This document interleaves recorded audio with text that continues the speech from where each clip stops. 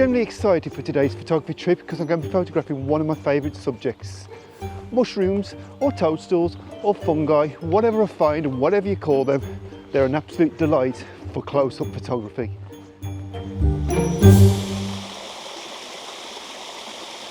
Hi guys, welcome to another video, and we are going to jump straight into the first shot of the day. As you can see, I've found my first subject, which is this little clump of mushrooms here, looking quite photogenic as they appear from a green mossy floor as such on top of this stump. Now, as you will also see, I'm using my Adaptalux macro lighting system, which Adaptalux kindly sent to me earlier this year to try out. I will do a full review of it soon, but at the moment I'm just trying to get to grips with how it works fully. And now the reason why I'm using it in this scenario is because I'm looking quite low and I've got a skyline behind. So this essentially means that my mushrooms are backlit. Now I could sort of post-process and try and bring the shadow details out, but like any sort of portrait shoot, I think really, I'm essentially taking portrait shots of the mushrooms.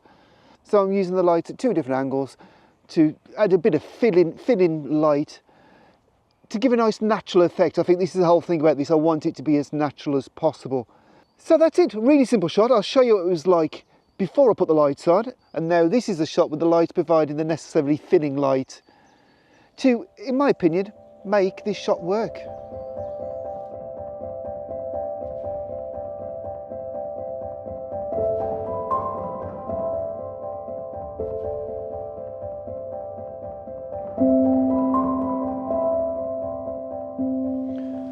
So we're going to jump straight into another shot. I love this time of the year. I love the fact that you can come to a small little woodland, and if you time it just right, there's so many different photographic opportunities in the little miniature fungi world, of course. So I'm going to swing you around. Now I found this little bit of a dead tree here with these lovely little mushrooms growing on, mushrooms, toadstools, fungi. What I'm doing is I'm swinging it around here. So we've sort of got the trees behind, but of course the problem with that is the fact that it's a backlit scene and I really need to light it. Now I would use the Adaptalux system, but unfortunately the battery's gone flat, so I think that's my error. I think I needed to charge it more last night, so I haven't used it for a while.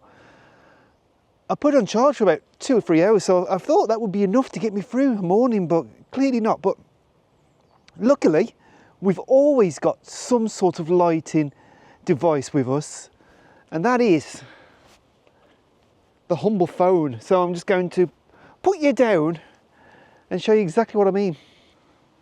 So this scene is well and truly backlit. Now I'm having to get the aperture kind of right. I'm going for f8, which is not probably going to give me as much front to back sharpness on the mushrooms as I would like, but however, what I don't want is the out of focus areas, the out of focus trees to be too ugly. So I think it's a bit of a compromise. So I'll put that shot up for you now to see how it looks without using any sort of artificial light. And now I'm just going to turn the light on.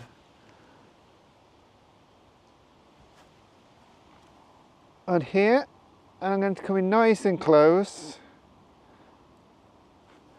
and get it in a position that I think complements the shot.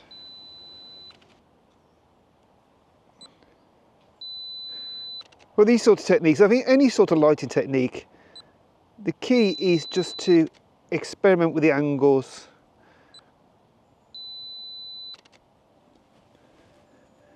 To get the look you want, and that's what I'm going to do now. And when I have got the shot that I'm looking for, which I think I'm really close to now, well, I'll put it on the screen for you.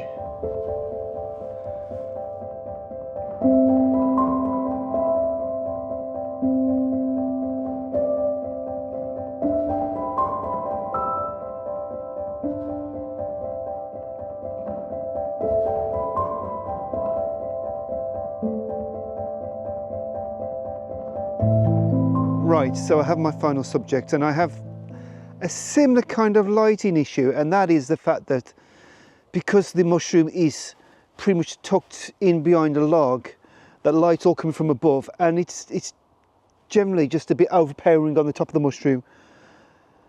So I have to either fill some light back in or block some light out. Now this is where the humble reflector comes into its own, because it can do both. You can use it to bounce light back in like that into your subject. You can also use it over the top to actually shield light from hitting your subject. So you can control the lighting situation and small subjects really easily. Now I think if I was to bring artificial light into this shot, I think that would actually perhaps be a bit overkill, because I don't think it particularly needs it. It just needs the highlights calming down a little bit.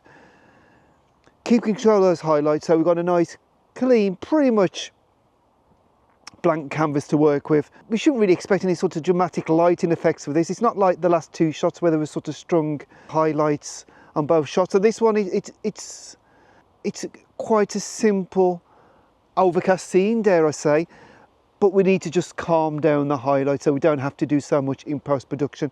And maybe by using the gold side, just introduce a little bit of warmth into actual scene. So if I bring the reflector around to the side here, you can see it's not doing that much, but if I bring it over the top, it's actually really making quite a huge difference on the shot. So now it's a case of me just getting it in position that I actually like. Yeah, I do love how flexible the humble reflector can be, and it can really transform how a shot actually looks.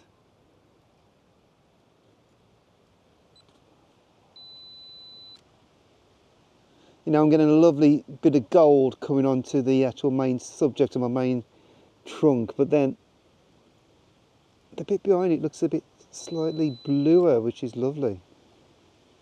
Cooler would be a better term, a bit of a cooler tone to it. It is, I always say, for the size that a reflector takes up in your bag, that really everybody should carry one if you're into this sort of stuff. But yeah, just be able to put a little bit of warmth onto the foreground, keep the back still a bit cool.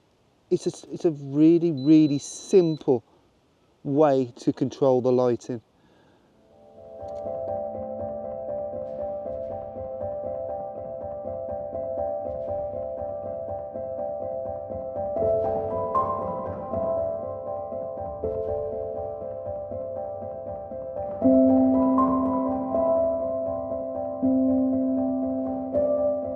Right guys, there you have it. That's 3 different ways to essentially control the same problem, which is a backlit macro scene. The first one was a particularly expensive way of doing it by using dedicated macro lights coming at nice angles with diffusers, but does produce really nice results. The second way was something we probably carry around all the time, which is a mobile phone, which generally has some sort of torch app on it to allow you to do the same thing really, but of course you can't control the light as much, so you can try it by moving your phone further back or closer still, and you can't diffuse it. But I'm sure there would be ways around it. Handkerchief in front of it, you could do it if need be. And the third one's a humble reflector, which honestly I think if you're into sort of macro close-up photography, I think for the sake of how much they cost, I always think you should keep a reflector in your bag just in case. And you know what, if you can't justify the cost of a reflector, just get some tin foil that you do use in your kitchen, get a nice big square, fold it up, put it in your bag, and when it comes time to use it, just unfold it and you can use it. And whilst it won't be as good as a reflector, you know what, it won't be far off. Anyway guys, I hope you have enjoyed this video. It hasn't panned out exactly how I wanted to, but yeah, I think the shots have been nice, so I think, yeah, it's been a good morning. So on that note, if you enjoyed this video, please do give it a thumbs up. Maybe subscribe to the channel if you haven't. There will be the Adaptalux macro lighting system review coming up very soon. So yeah, if you're interested in that, subscribe and click for notifications. And on that note, thanks for watching, and I'll see you soon for another one. Thanks again.